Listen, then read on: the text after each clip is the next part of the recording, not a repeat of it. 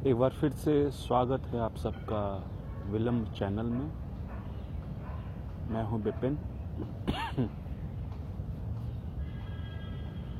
आज मैं बात करने वाला हूं एक सच्चे घटना की, जो मेरे आंखों के सामने घटित हुआ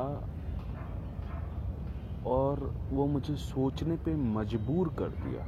उस घटना ने मुझे तंग किया, परेशान किया और मैं आज तक सोचता हूँ उस घटना को। मेरे घर में कुछ मेहमान आए हुए थे और मैं उनके लिए बगल के ढाबे पे कुछ रोटी, एक सब्जी, एक दाल, ऐसे कुछ लेने गया था। 2-3 महीने पहले की ये घटना है, पर ये घटना अब तक मेरे दिमाग में घर करके बैठ गई है और मुझे तंग करती है। मैं इसके बारे में सोचता भी हूँ। तो क्योंकि मेहमान थे, ज़्यादा मेहमान थे, इसलिए हमने घर पे खाना नहीं बनाया और हम बाहर से खाना लाने गए बगल के ढाबे पे। माफ़ कीजिएगा।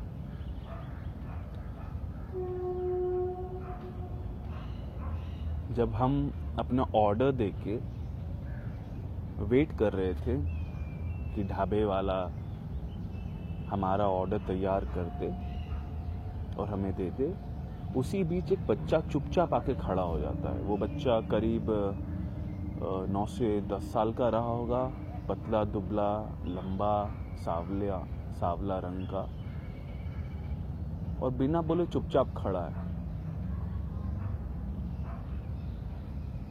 उसकी ओर नज़र जाती है, 1-2 नज़र मैं अपने मोबाइल के टाइम पे देखता हूँ क्योंकि मेहमान आए हुए थे, और मैं फिर ढाबे वाले को बोलता हूँ कि प्लीज़ आप हमारा ऑर्डर जल्दी बना के पैक कर दीजिए। ढाबे की मालकिन, 1-2 ढाबे पे काम करने वाले लोग थे। मालकिन दूसरे ऑर्डर्स को पैक करने में लगी हुई थी, और जैसे 1-2 ऑर्डर पैक करती, जो पहले के ऑर्डर थे, पैक करने के बाद जैसे उसकी नज़र बच्चे पे जाती है, वो बोलती है, तो फिर से आ गया। जो मैं अपने मोबाइल पे बिजी था, टाइम देख रहा था, थोड़ा अपने ऑर्डर की ओर ध्यान दे रहा था, मेरी नज़र उस बच्चे और उस मालकिन की ओर जाती है। बच्चा बड़े दबी आवाज़ में, थोड़ा सा डर भी उसमें है, थोड़ी उसके बातों में थोड़ी आशा भी है, और वो बोलता है, सिर्फ एक रोटी चाहिए, सिर्फ एक रोटी दे दो। शायद मैं बता नहीं पा रहा हूँ वो किस संकोच के साथ उसने वो बात बोला, सिर्फ एक रोटी मुझे दे दो। मैं उसकी ओर नज़र करता हूँ और मैं अभी तक समझ नहीं पाया वो क्यों डांटी उसे, वो सिर्फ एक रोटी ही क्यों मांग रहा है। कुछ 1 मिनट के अंदर मुझे लगा इसको भूख लगी है, रोटी चाहिए, और मेरा मन ये बन ही रहा था कि मैं अपने जो पैकिंग है उससे एक रोटी मैं उससे दे दूं, या मैं पूछूं उससे पहले जो ढाबे की मालकिन है वो बोलती है, एक रोटी में कैसे काम चल जाता है तुम्हारा? भूख मिट जाती है तुम्हारी उस एक रोटी से? वो बच्चा हमारी ओर नज़र करता है, शायद उसे थोड़ी लाज आ रही हो, शर्म आ रही हो, पर क्योंकि मालकिन ने उसे ये बात पूछी है इसलिए वो जवाब देता है और बोलता है, वो एक रोटी मेरे जो बूढ़े दादाजी हैं ना, उनके लिए। मैं तो अपने स्कूल में खाना खा लेता हूँ, और एक करीब शाम के 7 या 8 बज रहे हों। अब जैसी मैं बात सुनता हूँ, तुरंत मेरी बात ये आती है, मैं पूछता हूँ, बेटा कौन से स्कूल में पढ़ते हो? वो कोई सरकारी स्कूल का नाम लेता है, जहाँ शायद मिड डे मील मिलता हो, या शायद कोई दोस्त उसे खाना खिलाता हो, जो भी रहा हो। पर ये बात सुनने के बाद शायद आप 3-4 बजे, 2 बजे, 2:30-3 बजे आप खाना खाते हो। ये इतनी जल्दी ये सब कुछ हो रहा था कि मैं कुछ सोच रहा हूँ, कुछ बोलना चाहता हूँ, उससे पहले जो ढाबे की मालकिन है वो एक रोटी पैक करके उसे दे देती है और बच्चा तुरंत वहाँ से चला जाता है। मुझे भी लेट हो रहा था। मैं ढाबे की मालकिन को पूछने की कोशिश करता हूँ, पर ढाबे की मालकिन बोलती हाँ हाँ ये रोज आता है, इसके घर में एक बूढ़े दादाजी हैं और ये एक है और ये सिर्फ एक ही रोटी लेता है और चला जाता है और हम भी इसे एक रोटी दे देते हैं। ये बोल के वो अंदर चली जाती है। मैं भी अपना ऑर्डर लेता हूँ और घर पे आ जाता हूँ, अपने मेहमान को खाना सर्व करता हूँ, उनके साथ खाना खाता हूँ, पर मेरे दिमाग के कोने में कहीं ना कहीं ये बात चल रही होती है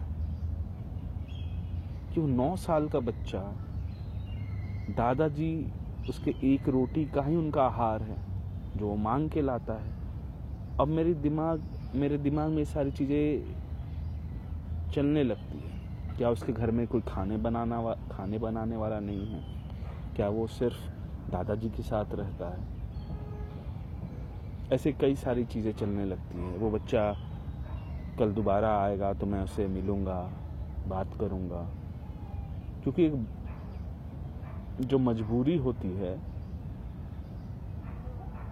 उसमें 2 ही चीज़ इंसान कर सकता है, 2 ही डिसीजंस ले सकता है। या तो मजबूत बन के वो मजबूरी को दूर करे या मजबूरी में वो दब जाता है। और उस मजबूरी में जो इंसान दबा होता है उसका दर्द मैं समझता हूँ, मैं जानता हूँ, क्योंकि हम सभी के जीवन में ये फेज आता है। मैं अगले दिन गया उस ढाबे पे, सेम टाइम पे। मैं ढाबे की मालकिन से पूछता हूँ वो बच्चा कहाँ है। वो बोलती है वो बच्चा कुछ 10-15 मिनट पहले आके चला गया। फिर मैं अपने जीवन में बिजी हो जाता हूँ। कुछ मेहमान के कुछ काम थे, कुछ लोग दिल्ली आए हुए थे, उनको घुमाना, उनके कामों में, ये मैं चीज़ों में उलझ जाता हूँ और मैं ध्यान नहीं दे पाता इस बात पे।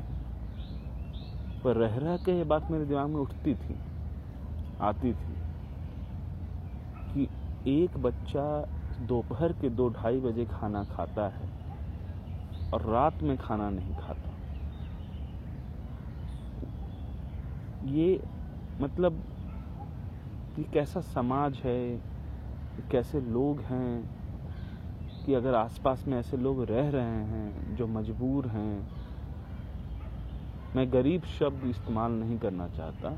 गरीब शब्द, कोई धन से गरीब होता है, कोई विद्या से गरीब होता है, कोई संस्कार से गरीब होता है, पर मजबूर हर कोई एक ही कैटेगरी में आता है, एक ही श्रेणी में आता है। मजबूर वो है जो अपनी पूर्ति नहीं कर पा रहा,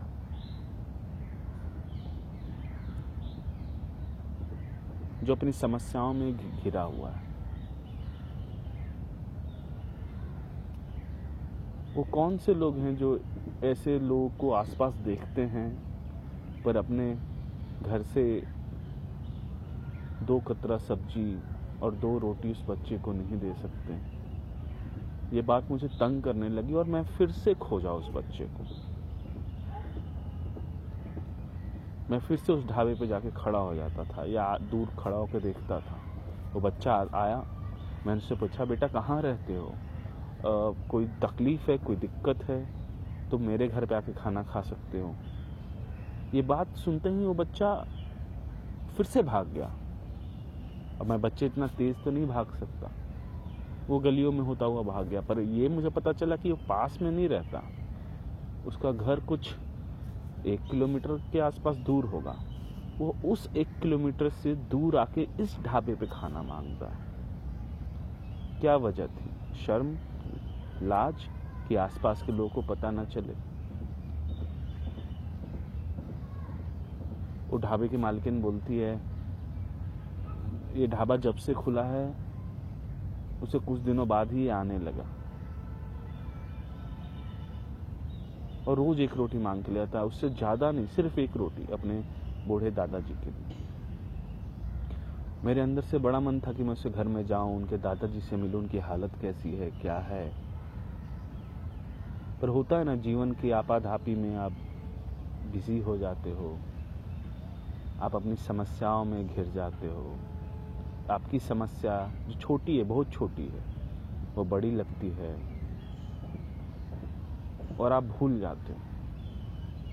कुछ 2-3 दिन पहले ये बात मुझे फिर से तंग करने लगी।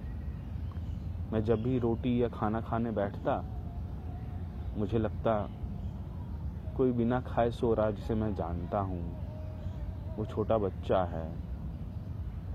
ये कुछ चीज़ें ना हम मेरे जीवन में, व्यक्तिगत जीवन से भी जुड़ी है। कैसे जीवन ऐसा भी था जब हमें भी मजबूरी में खाना नहीं मिलता था, जब हम स्ट्रगल कर रहे थे अपने जीवन में और हम सोते थे। इतना ही पैसे होते थे कि दिन में एक बार ही खा सकें। तो ये रिलेट करता है मेरे साथ और मैं उसे फिर से ढूंढने की कोशिश कर रहा हूँ। वो बच्चा मिलेगा, मैं उससे बात करना चाहता हूँ, पर ऐसे लोग बड़े दबे होते हैं। वो नहीं चाहते कोई उनकी बात को जाने, उनके बात की कोई मदद करे।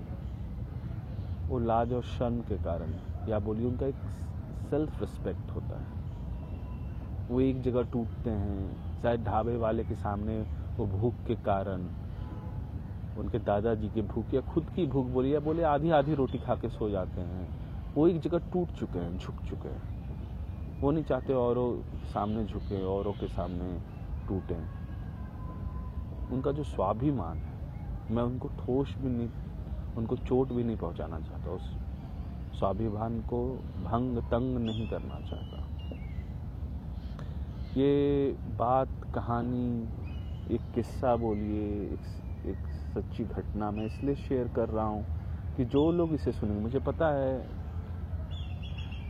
आप लोग सब, हम जो भी सुन रहे हैं, यूट्यूब पे बहुत कुछ सुनने को है, देखने को है, जो बहुत इरेलीवेंट है, जो आपको जीवन से कुछ लेना देना नहीं है, फिर भी हम वहाँ अपना समय बर्बाद करते हैं।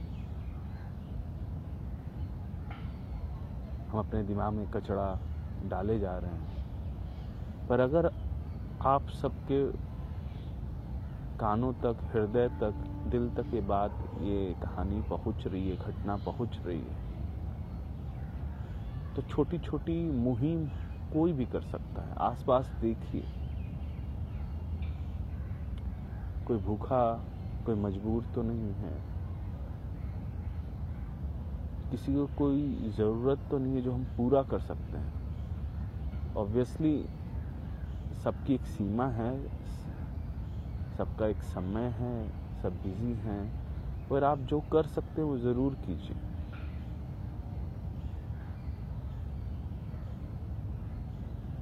यही एक सोच, थॉट मैं आपके साथ शेयर कर रहा हूँ। मुझे लगा ये शेयर करना चाहिए।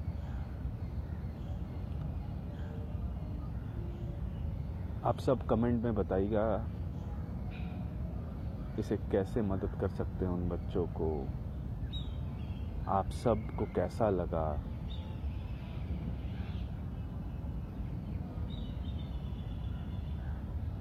और ये बात, ये सोच आपको तंग करती है कि नहीं, घटना आपको तंग करती है कि नहीं, कुछ सोचने पे मजबूर करती है कि नहीं। धन्यवाद इसे पूरा सुनने के लिए। हम फिर से मिलेंगे। Thank you.